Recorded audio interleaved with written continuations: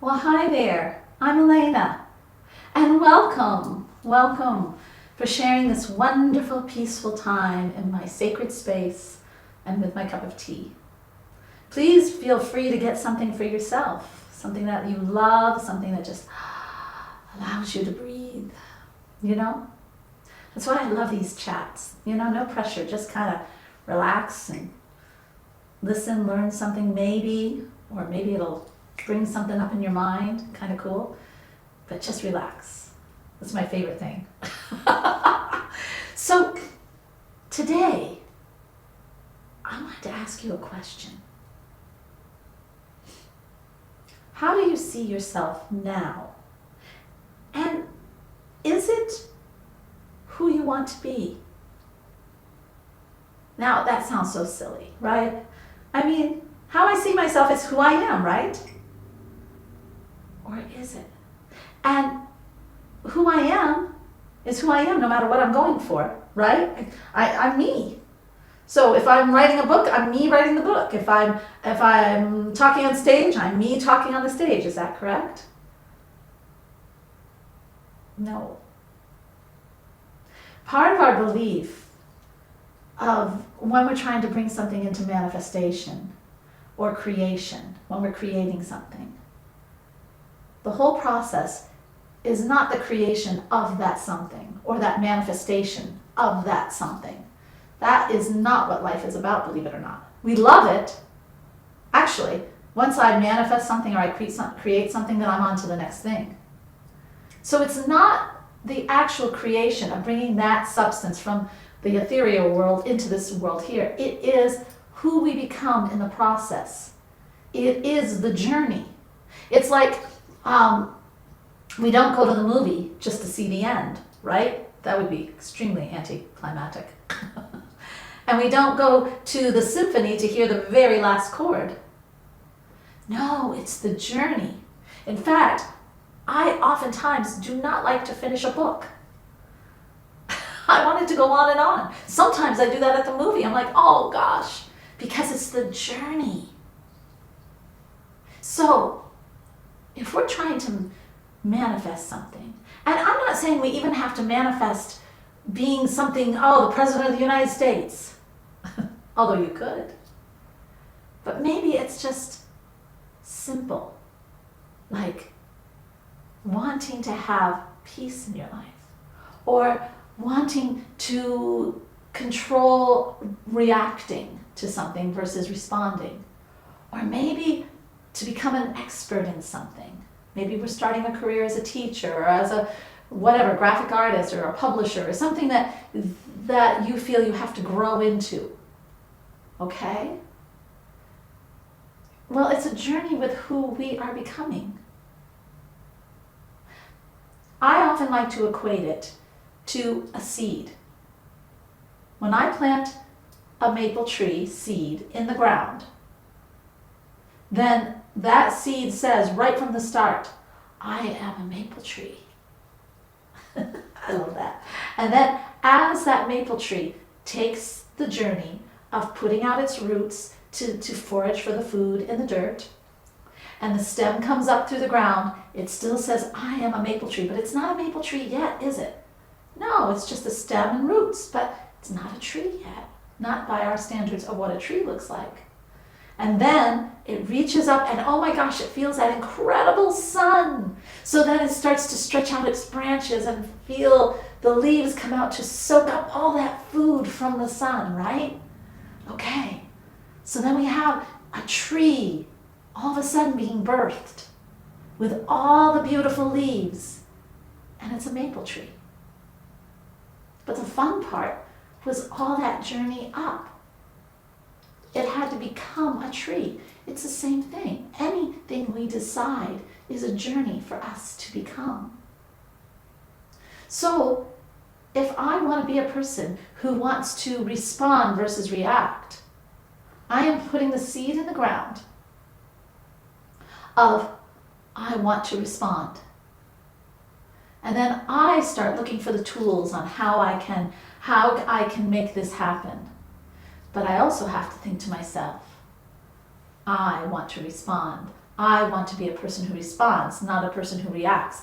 I have to do so and so and so and so. I have to do the tool of listening more. I have to do the tool of just not responding right away, giving myself a breath to think about how I want to respond. I've got to take all this stuff, my roots, and then I start putting up my stem, meaning I'm starting to present myself as this calmer person.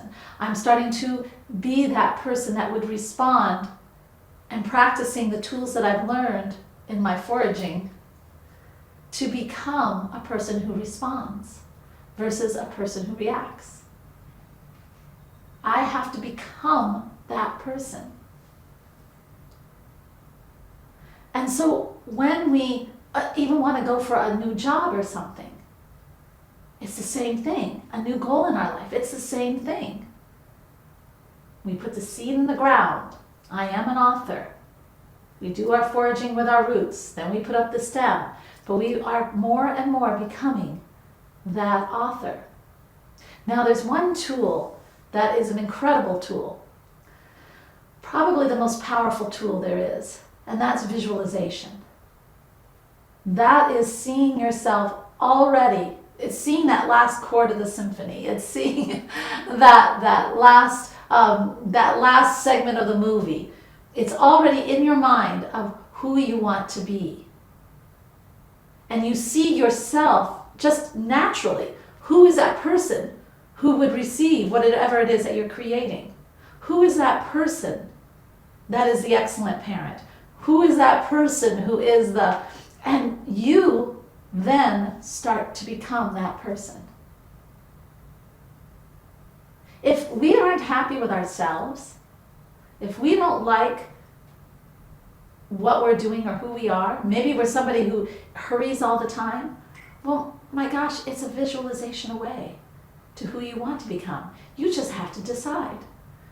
If you want to be a person who is better at something, well then, do a visualization, plant that seed in the ground, look for the tools on how I can start that. Just start those steps. You know I'm all about those strategic baby steps. I really believe in them.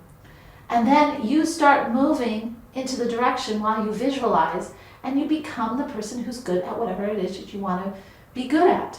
And you also take on the persona of a person who would be good at whatever it is you want to be good at. It's consciously becoming who you want to be. So often, we allow others to define ourselves. We allow others to tell us who we are. Parents, I don't know about your parents, but my parents were very good at that. My parents tried so hard to do that. But they did it in big ways, like they wanted me to be something, usually a financial advisor is what my dad wanted. We didn't exactly follow that, did we? Or a doctor. Didn't do that either. But it was also in subtle ways.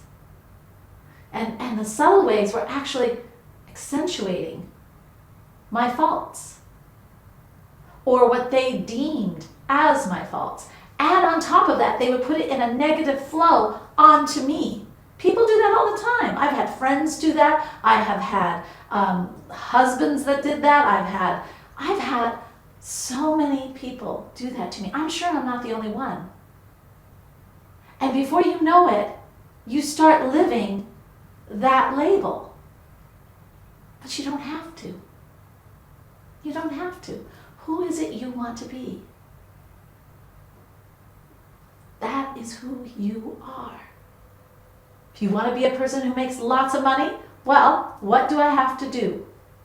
What do I have to look like? What do I have to think? I've got to raise my vibration. I've got to have a money mindset. I've got to feel good about money. I've got to break through any blocks that have money. You look at these kinds of tools that there are, and then you start stepping towards it, and you become that person who's making a lot of money. You really do.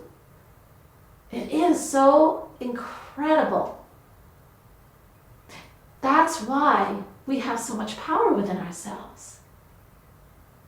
Because we are able to transform ourselves into anything we want. That's what makes us different than all the other species on the world. You know, an elephant's an elephant, whether he's here or there. But we might be a teacher, a mom, I'm doing my own self, a musician, a spiritual leader, a gardener. I can be anything. And we are always evolving and changing. So why stick with only one way of being and a being that somebody else has labeled you? No, no, no. Start today. Start thinking, what is it I want to accomplish and what is it I want to be as a person? When you look at it that way, it makes going for the journey so much more fun. You know, I always think of it, it's like kind of like play acting until it becomes natural. It's fun. I like it. I think it's really, it adds a little bit of spice to life. So maybe it's time to add some spice to your life. Oh, thank you for joining me. I hardly ever get any tea when we chat, but I do love this tea and I love spending time with you. Remember, spirit is love. And love comes in so many shapes. And one of the most important, and where it starts, is loving who we are and where we are in our journey. It's loving the becoming. It's loving life and knowing we can be an active participant in the way that we know we can. And spirit also loves when we discover our power. And when we act in that power and are happy on our journey, spirit rejoices. Isn't that cool? Namaste, my dear friends. Enjoy your time, and I hope this gave you a little bit of food for thought. Maybe this week you can think about it a little bit, and give it a shot, and then respond below, or give this a like and subscribe too if you're on YouTube. We'd love that. You help everything. I just would love to have you more of the community. And then you'll get notifications if you like this video and want little other things that can better your life. Yeah. Namaste, my dear friends. Thanks for watching. Don't miss out on a single thing. Subscribe below. And here's something else I think you'll enjoy. Namaste.